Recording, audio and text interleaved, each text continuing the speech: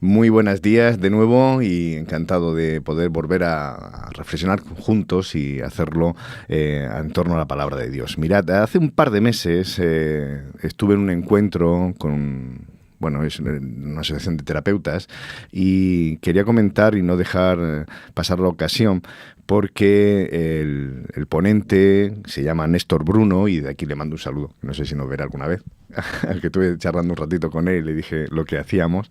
Es una persona excepcional, ¿no? Y un magnífico profesional, además es pastor, y él lleva y coordina el área de salud mental en una zona de Estados Unidos, donde coordina diferentes áreas, diferentes hospitales, y hace una labor impresionante. Él forma parte, quizá, de la red de terapeutas cristianos más grande del mundo, claro. De donde sale, de Estados Unidos, que se llama Saison. Si queréis más información, os la puedo comentar. Él vino un poco a formar en ese punto, ¿no? de incluir la experiencia cristiana dentro de la experiencia terapéutica. Y tiene algún manual y algún libro escrito. Y yo quería compartir con vosotros algunas de sus reflexiones que, evidentemente, con su permiso, la voy a versionar. Pero quería compartir con vosotros una de sus reflexiones. Y dice así.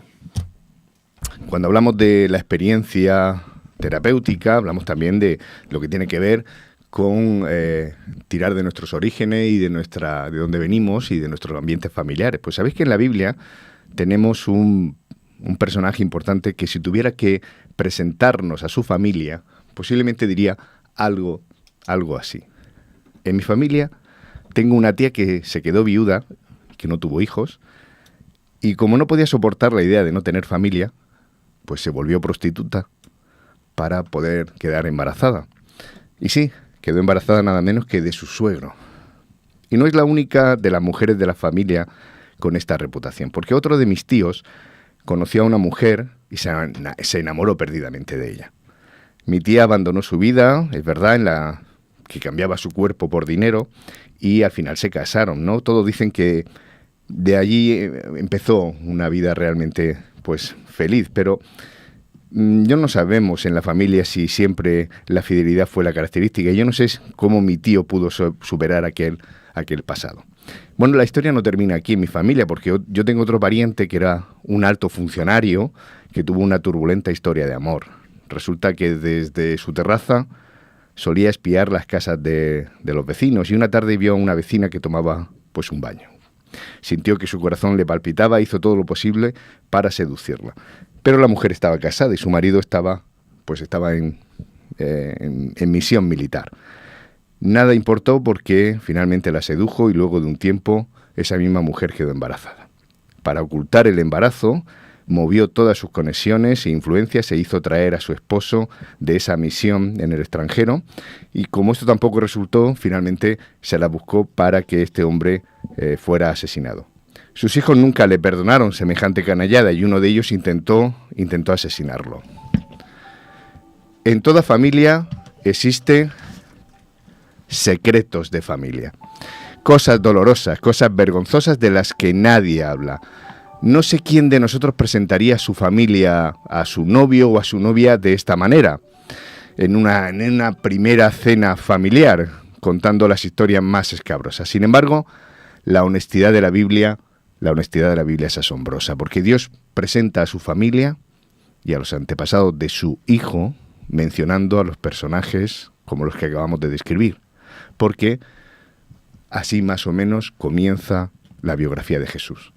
Y si no me crees, no hay más que acercarnos al libro de Mateo, al primer capítulo del Evangelio, y allí encontrarás personalidades como Tamar, su historia está en Génesis capítulo 38, o Rahab en Josué capítulo 6, o el propio David y sus desventuras con Betsabé en 2 Samuel 11. La genealogía de Jesús está cargada de sorpresas y de hechos que probablemente no desearíamos que los demás conocieran. No los compartiríamos con nadie, no los guardaríamos. Y bueno, qué decir, ¿no? Si tuviéramos que presentar a nuestras familias de esta manera. El resumen es que somos individuos, y los que hemos presentado y los que aquí comparto, describe realmente a la familia de nuestro Señor. Es alentador sin embargo, que de esta familia haya salido el ser más amoroso y el ser más emocionalmente sano de toda la historia. ¿Quién acaso ha tenido, yo no, os preguntaría, ¿quién acaso ha tenido, puede decir que ha tenido una familia perfecta? ¿Quién no tiene temas de su historia familiar que le gustaría tapar, obviar, que le gustaría olvidar? ¿Quién no ha lastimado o ha sido herido por los que más ama? Pues Dios presenta a su familia con la seguridad de que no importa el pasado. Lo que importa, ¿qué será lo que importa? Si no importa el pasado, ¿hacia dónde deberemos entonces apuntar?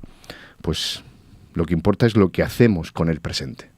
Eso se dice, ¿no? Lo escuchamos habitualmente, pero aquí vamos un poquito más allá, porque lo que importa es lo que hacemos con el presente, 3 puntitos, en Jesús. Esa es la diferencia de un cristiano. El poder de Dios, escuchadme bien, el poder de Dios puede curar cualquier historia. A mí me cuesta a veces creerme esto, pero es una realidad, que el poder de Dios puede curar cualquier historia familiar. A veces pensamos que las grandes cosas están reservadas para otros, para gente mejor que nosotros. Yo no merezco que Jesús se fije en mí. Claro, con estos antecedentes, con esta historia, con este pariente, con mi vida, con lo que yo he hecho, ¿cómo Dios se va a fijar en mí? Bueno, antes de consignar una vida grande para Dios, al terreno de las superestrellas espirituales, antes de pensar que Dios se rodea de superestrellas espirituales, haríamos bien en recordar que servimos a un Dios que invadió este planeta como un recién nacido, y lo recordábamos hace tan solo unos días, en la Navidad, un recién nacido pequeño, frágil, que no se instaló, que no eligió una familia acomodada y que tenía parientes de los cuales cualquiera de nosotros se avergonzaría. Por eso la aceptación de Dios, la propuesta de Dios, es una propuesta atrevida. Incluso yo me atrevería a decir que es una propuesta escandalosa. Y eso es una enorme noticia, porque estamos llamados a formar parte de esta familia. Bienvenidos a la familia de Dios. Por eso es momento de celebrar el Dios que tenemos, el Dios que nos ha elegido, el Dios que nos tiene ya en su familia.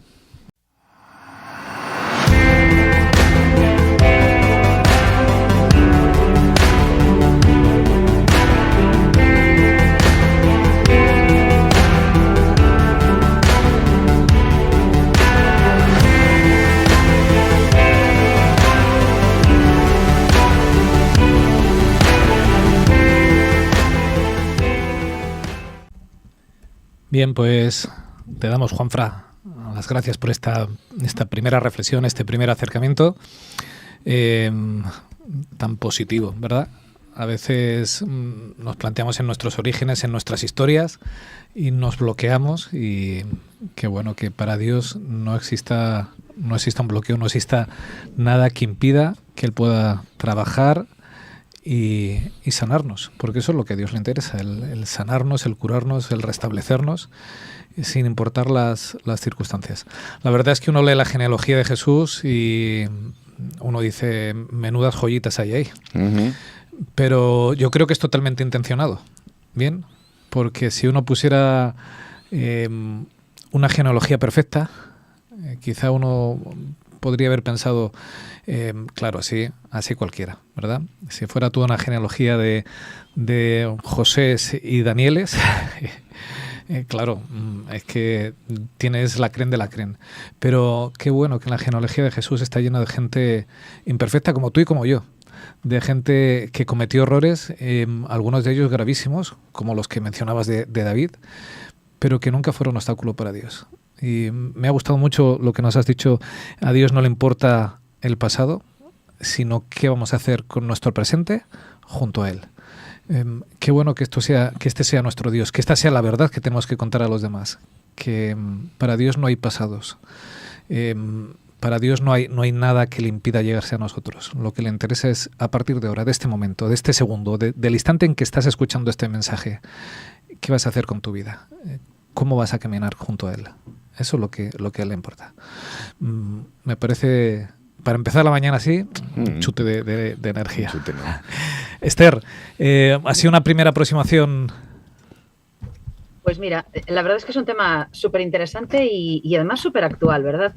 Porque yo estaba pensando, ¿cuántas veces nos hemos sentido a lo mejor marcados por aquel texto que decía hasta la tercera y cuarta generación, ¿verdad? Y resulta que últimamente se habla tanto de la herencia, del tema genético, de que eres el resultado de, no, pues se habla de constelaciones familiares, de los traumas como el resultado de tu historia, de tu pasado.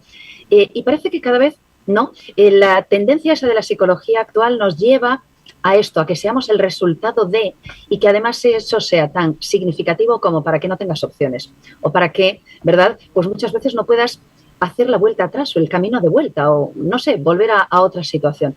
Y que en algún caso, pues incluso tu carácter pueda quedar marcado por todo. Ojo, no es quitarle importancia, claro, a tu historia o a tu vida, a lo que hayas vivido, pero ¿hasta qué punto eso es determinante? Pues me encanta, Juanfra, que nos traigas esta reflexión en el sentido de decir, oye, no, es que es verdad que eres el resultado del pasado, es verdad que eres el resultado de la tercera y cuarta generación de todo lo que haya ocurrido, pero tienes opciones, pero hay cosas que pueden cambiar, pero Dios es suficientemente grande y misericordioso como para poder cambiar alguna de esas tendencias o el resultado de esa herencia o esa genética que por lo visto, según algunos, te ha marcado, ¿no?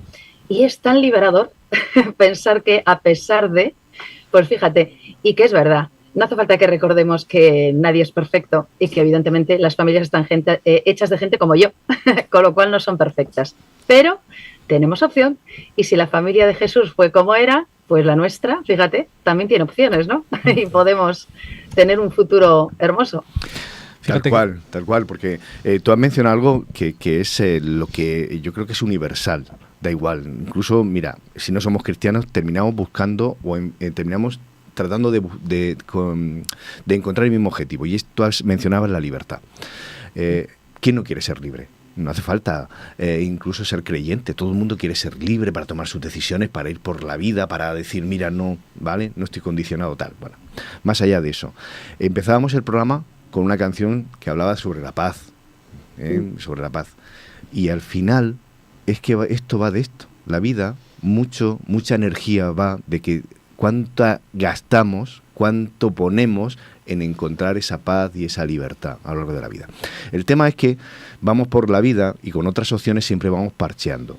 Siempre vamos poniendo pues pequeños truquitos que, bueno, sí nos dan ese aparente, ¿no? Pero realmente cuando Jesús dice, mi paz os dejo, mi paz os doy, nos está hablando de que cuánta gente va esclava de la culpa, esclava del pasado, esclava de aquel error, y entonces las muchas opciones de la gente o incluso de los cristianos es o bien levanto la alfombra y parece que no mirando mi miseria parece que no está, pero sí está, ¿no? O huyendo, ¿no? Yo si aquello me pasó con tal persona, pues yo me mudo de ciudad, me mudo de tal y parece que ya el problema no existe. Ese no es, vale, en un momento dado te puede servir, pero la paz y la solución que Jesús nos pone al alcance es dejar de pelearnos, dejar de encontrar esa estabilidad y esa liberación de la que de Esther estaba hablando. Y eso pasa por asumir ciertas cosas, por descansar en Él, por, esa búsqueda y por encontrarnos con realmente dejarnos atrapar por el Espíritu Santo. A partir de ahí, realmente podemos mirar, por ejemplo, en este caso, los secretos de familia, y no alterarnos o no ponernos de uñas o decir, madre mía, sino, pues sí, me equivoqué, sí, tuve esto, hice esto, me hicieron esto, pero con Jesús puedo seguir adelante, puedo estar tranquilo, puedo tener esa calma que todos queremos. Y a mí me parece que eso es uno de los puntos clave de lo que nos ofrece Jesús. Cuando Jesús sanaba y sanaba, no solo le daba de comer al hambriento, no solo, sino cuando sanaba integralmente, y entonces incluía el aspecto espiritual, psicológico, emocional dentro de las personas, las hacía descansar, esas personas se transformaban, porque estaban viviendo siempre en esa culpa, en ese señalamiento que le hacían los demás, en su propio juez, que a veces uno mismo es el peor juez y el peor verdugo, ¿no? Y estar constantemente machacado. Ahí es donde nos quiere el enemigo y es donde Jesús dice, tranquilo, no es cojo la alfombra y ya está, tranquilo. Entonces, para mí me parece que esa búsqueda, y yo creo que la mayoría de los que nos acercamos al Evangelio, en algún momento nos ha atrapado esa belleza de esa oferta que tiene Jesús, a mí me parece que eso es lo mejor que tiene el Evangelio. Y ya no estoy hablando de denominaciones, ni de iglesias, ni de normas. Qué bueno que es verdad que nuestra historia es lo que somos y es un buen punto de partida, ¿verdad? Como terapeuta tú nos dirías, tenemos que partir desde donde estamos. Sí, se construye desde lo que hay. Desde a mí siempre me lo han dicho. A veces no desde lo que me gustaría. Muchas veces dice, ay, si yo fuera rico, ay, si no hubiera hecho este error, ay, si yo tuviera los ojos azules. Bueno, resulta que los tengo los ojos negros. Entonces, a partir de ahí me gustaría ser como, no sé, como este cantante, que es tan guapo, tal. Bueno, vamos a ver, si tiene los ojos negros y el otro tiene los ojos azules, pues vamos a ver, ¿cómo podemos sacar partida para hacerte más bello? Pero es verdad, a partir de ahí, eso no nos determina. No. Somos lo que somos, pero eso no determina lo que podemos ser. Sí. Y creo que eso es algo esencial que nos tenemos que grabar. Soy lo que soy, uno puede ser alto, uno puede ser bajo, pero eso no determina tu futuro. Solo determina desde dónde empiezas. Uh-huh. Y con Jesús tu futuro es mucho mejor de lo que siquiera te hayas imaginado. Estaba ahora mismo revisando, Esther, porque has mencionado lo de la tercera y cuarta generación, ¿verdad? Que atormenta mucho. Lo que pasa es que sin gafas no consigo ser ágil hoy. Pero hay una versión que a mí me gusta mucho en la Biblia. Hay otra forma de traducir ese texto, porque hay una versión que dice que Dios, cuando dice yo soy Jehová tu Dios fuerte y celoso, que visito la maldad de los padres hacia los hijos hasta la tercera y cuarta generación, muchas veces continúan la traducción diciendo y hago misericordia a millares de los que me aman, pero hay versiones que dicen y hago misericordia por 1000 generaciones a los que guardan mis mandamientos. ¿Vale? A mí me gusta mucho porque eso me da la idea de mi Dios. O sea, esto sería incompatible con el texto en el que no pagarán los hijos por los padres ni los padres por los hijos, ¿vale? Cuando dice que Dios visita a esa tercera y cuarta generación, cuando yo cojo esta otra versión, lo que me dice es que Dios es un Dios mucho más dispuesto a amar que a castigar, ¿vale? Porque si cogiéramos incluso desde Adán y Eva 1000 generaciones, no han pasado todavía, ¿vale? Richard, en ese sentido, y Juanfra, con la idea, por ejemplo, del determinismo del apellido también. Uh-huh. Porque los seres humanos en sociedades como la nuestra, pero ya viene desde la cultura de entonces, ¿no? Definitivamente estamos marcados por nuestros padres, abuelos y demás, por nuestros apellidos. Aún hoy parece que seguimos etiquetándonos, y de hecho hay gente que se etiqueta por el apellido, hijo de, ¿no? O mujer de, o viuda de, y le ponemos el de como una especie como de marca, ¿no? Y en algún caso de marchamo, de calidad, pero también de falta de calidad. ¿Cuán injusto ha sido esto? El otro día me hablaba alguien, llamando al programa, de que en algunos pueblos todavía a la gente se la llama por los motes que se le habían puesto a su padre y a su abuelo. Uh-huh. Y que, bueno, a veces eran motes que tenían... Los motes nunca son graciosos, ¿de acuerdo? El mote siempre es el resultado, pues, de otro tipo de intenciones, que sería otro tema a comentar. Pero lo podemos hilar con esto en el sentido de que había motes realmente crueles, ¿no? Y que tenían que ver a lo mejor, pues, con la forma en la que alguien se burlaba de otras personas, o también, pues, algún momento determinado en la vida de alguien que marcó a su familia en el futuro. Y de repente te siguen llamando como le llamaban a tu abuelo, que no tenía ninguna gracia, pero, ¿verdad? Se sigue manteniendo esto. Uh-huh. Y sigue siendo el nieto de, el hijo de. Puede ocurrir también en la vida eclesial, ¿verdad? Si hablamos a lo mejor de generaciones, ¿no? Y de gente, oye, pues mira, mi abuelo era pastor, o mi tatarabuelo conocía a Elena White. Quiero decir, este tipo de cosas que a veces se podrán decir con aparente inocencia, al final resulta que son como una especie de etiqueta. ¿Y cuán difícil es quitarse eso? Es muy liberador lo que nos cuenta Juanfra esta mañana. No, es que independientemente de tu etiqueta, mira, tienes otra posibilidad, otro presente y tienes posibilidad de otro futuro. Y a veces, como seres humanos, también somos injustos, ¿no? Con el hijo de, con el nieto de, claro, y no o solo, con yo etiqueta. Y no solo para lo positivo. Normalmente ese hijo de, no se dice, hay gente que sí, que para darse el pegote dice, pues soy hijo de tal pastor, de tal predicador, conocía... Sí. ¿Vale? Pero normalmente es un... ¿y qué se va a esperar de ti? ¿Qué se va a esperar de ti? Que eres hijo de lo que hizo tu padre, lo que hizo tu abuelo, ¿vale? Que ahí está en esa tercera y cuarta generación, ¿no? Tenemos que arrastrar los errores eso le decían a Jesús, ¿verdad? Cuando le dijeron, puede salir algo bueno de Nazaret, ¿verdad? Pero eso no nos marca. Dios, que es un Dios de amor, o sea, suple con grandeza nuestros errores. Me ha gustado muchísimo, Juanfran, nos has dicho literalmente, el poder de Dios puede curar cualquier historia. Y da igual cuál sea mi historia o la historia de la persona que me enfrento. Da igual con quien quiera que nos encontremos. Estoy leyendo el libro de Por Espíritu y Poder, que me está encantando, bueno, estoy disfrutando, nadie lo sabe bien. Y habla de cómo se encuentra con personas a las que su historia les ha marcado, de una mujer que estaba a punto de suicidarse, y cómo el Espíritu de Dios es capaz de cambiar a las personas, de cambiar nuestras historias. No nos conformemos con dónde estamos, no con lo que somos, porque yo soy lo que soy. O sea, este guiñapo que se llama Richard es lo que es. Pero no nos conformemos con dónde estamos. Dios puede cambiarnos, Dios puede entrar en nuestra vida y hacer un cambio radical, ¿verdad?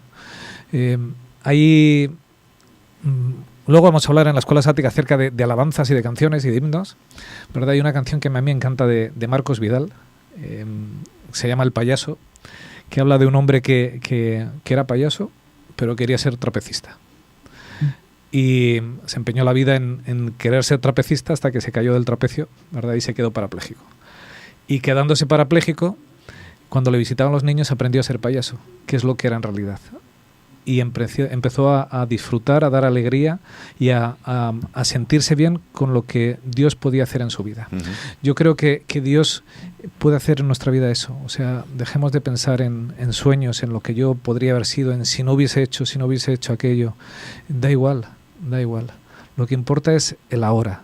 Dios puede cambiar tu historia, sea cual sea. Da igual el error que hayas cometido. Si fueras un gran asesino, da igual a quien nos esté viendo en este momento. Da igual tu historia. Es que para Dios no es importante. Lo importante es que Él puede transformarte. Claro, lo vemos continuamente en el Evangelio. Jesús, cuando se encontraba con la gente, no le decía, ¿y tú qué denominación tienes? ¿Y tú crees en esto, crees en lo otro? ¿Y tu percepción sobre, no sé, sobre el santuario o sobre las profecías o sobre el fin del mundo? Que no digo que no sea importante, pero que va después de. Y después de, Jesús lo primero que decía es, ¿quieres ser sano? Claro. ¿Quieres sanarte? Sígueme. Ya habrá tiempo para ir poniendo todas las piezas en todos los ladrillos en su lugar, pero a veces queremos construir la casa por el tejado. Y entonces cuando Jesús dice, o hemos dicho aquí, el poder de Dios es capaz de curar tu historia personal, tus heridas, la pregunta sería, ¿pero es que te lo crees? Porque Jesús al final nos llevaba a esa encrucijada. ¿Te crees que realmente yo soy capaz de hacerte esto en tu vida, de transformarte? Y muchas veces a Dios le decimos, sí, pero acuérdate lo que dice el versículo tal en esto, y esta coma aquí puesta, y lo otro será que tal, y esta versión y tal. Pero Jesús dice, pero te estoy preguntando si quieres ser sano. No te estoy preguntando por el doctrinario. Por la teoría. Entonces, muchas veces no nos creemos, somos nosotros los que no nos dejamos transformar por el Espíritu Santo porque queremos seguir esclavos de esa historia, de esa bola que llevamos en la cadena arrastrando, ¿no? Entonces, tenemos que ser nosotros los que demos el primer paso, rendirnos delante de Dios. Tenemos que decir, Dios mío, transfórmame, te necesito. Es verdad, tenemos que creerlo. Entre aquellos discípulos que seguían a Jesús, ¿os acordáis que había uno que se le llamaba el celote, verdad? El celote era un terrorista. No era un ideario, alguien que era revolucionario en sus ideas. No, era un terrorista. Alguien que mataba por sus ideas. Que era sanguinario. Si hoy dijéramos que era uno del ISIS o de ETA, cuando existía ETA, alguien que mataba por sus ideas, que no le importaba hacer daño, pero Jesús entró en su vida, transformó su vida, revolucionó su vida y la cambió para siempre. Jesús no se queda imposible frente a la historia no se queda impasible frente a la historia de las personas. Jesús es capaz de cambiar cualquier historia. No le digamos, sí Señor, tú puedes cambiar, pero a mí ya es imposible. O sea, es que con mi vida no puedes hacer nada. No es verdad. Jesús puede hacer cualquier cosa con tu vida. Es que es una mentira cuando todavía hoy escucho alguna vez decir las personas no cambian. Las personas es muy difícil que cambien, eso te lo podría comprar. Pero las personas no cambian, es que algo falla en ese discurso, porque en manos de Jesús nada vuelve a ser igual. Y si algo tiene Jesús es transformador. Es más, Jesús ha prometido que nos va a transformar. O ahora o mañana, cuando Él venga. O sea que la transformación, ese cambio hacia... es algo que va inherente al Evangelio. Entonces, cuando un cristiano no debería permitirse decir ni pensar, es que las personas no cambian. Yo creo que sí que cambian. ¿Verdad? Que Dios no tenga poder para poder levantarle de donde está. Que es una cosa que hemos dicho, pero que posiblemente no nos creamos, ¿verdad? ¿Hay algo imposible para Dios? Decimos también en algún texto. ¿Hay algo imposible para Él? Pues no hay ninguna persona imposible para Él. Esa es una realidad. Bien, pues tenemos que ir terminando. No sé, me pasan algo por teléfono, pero es que no consigo ver nada hoy. Pues nada, tranquilidad. Lo siento, el mensaje. Me ha gustado mucho el final, y con esto vamos a ir terminando. Tenemos que celebrar ese tiempo de Dios, porque hemos entrado a formar parte de su familia, y en esa familia Jesús transforma todo eso. O sea, de aquel usurero que era Mateo, ¿verdad? Ese recaudador de impuestos se convirtió en alguien que predicó del amor de Jesús, que sentía el amor de Jesús y que estaba dispuesto mejor a dar que a recibir. Las personas cambian cuando Jesús entra en su vida. No cambian por su propio esfuerzo, no cambian porque decidan que van a cambiar. Cambian porque Jesús realiza el cambio en su vida, ese cambio que es imperceptible, pero que nos va transformando poco a poco hasta su imagen. Eso es lo que se nos ha prometido, y eso hay que creerlo por fe. Si no lo creemos por fe, mal vamos. Bueno, pues no sé si nos queda algo por decir, compañeros. Si no, muchas gracias, Juanfra, por esta primera aproximación, por traernos esa genealogía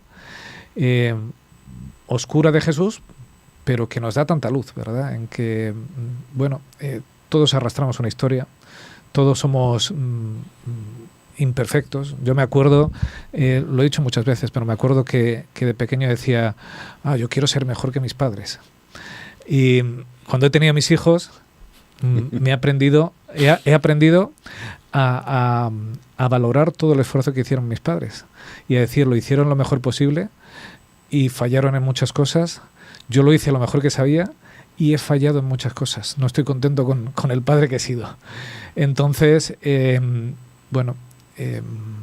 tenemos que aprender a tomar desde donde partimos y que Jesús nos lleve, y a ser misericordioso con los demás y con nosotros. Vamos a pedirle a Julián. ¿Ya? ¿Tenemos tiempo? Venga, vamos a pedirle que nos ponga una canción y enseguida vamos a la escuela de Biblia.